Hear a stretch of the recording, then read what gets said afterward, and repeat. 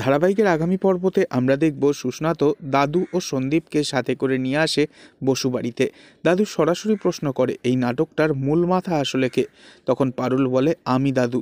আপনার লাতি কিছু করে নাই, আমি করেছি, কারণ আপনি একবারও বুঝতে চাইছিলেন না রাখা অন্য কাউকে ভালোবাসে। এই বিয়েটা হলে ও সুখী হতো না। এরপর সুস্নাত রেগে গিয়ে দাদুকে অপমান করে বলে, একটা ফট ফ্যামিলি, আপনি পারেননি আপনার পরিবারের মানুষজনকে শিক্ষা দিতে। সুস্নাতর মুখ থেকে এসব অপমান শোনার পর দাদু হাত জোর করে ক্ষমা চাইলে তখন সুস্নাত দাদুকে আবারও চরম অপমান করে বাড়ির থেকে বেরিয়ে চলে যায়। এরপর দাদু রেগে গিয়ে নিজের ঘরের দরজা বন্ধ করে ছিটকিনি দিয়ে দেয় ভিতর থেকে। পারুল দরজা ধাক্কা দিয়ে বলতে থাকে, দরজা খোলো, দরজা খোলো। বাড়ির সকলে তখন ভয় পেয়ে বাড়ির থেকে পালানোর ফোন দিয়ে আটে, কিন্তু দরজার সামনে ঢের দাঁড়িয়ে থাকে পারুল।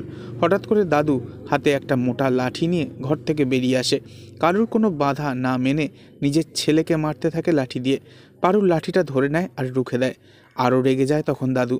শেষমেশ দাদু চ্যালেঞ্জ করে, তোমাকে আমি তবেই ক্ষমা করব যখন তুমি প্রমাণ করতে পারবে আমার পছন্দ করা পাত্রের চাইতে তোমাদের পছন্দ করা পাত্র বেটার, তখনই একমাত্র, এর আগে নয়।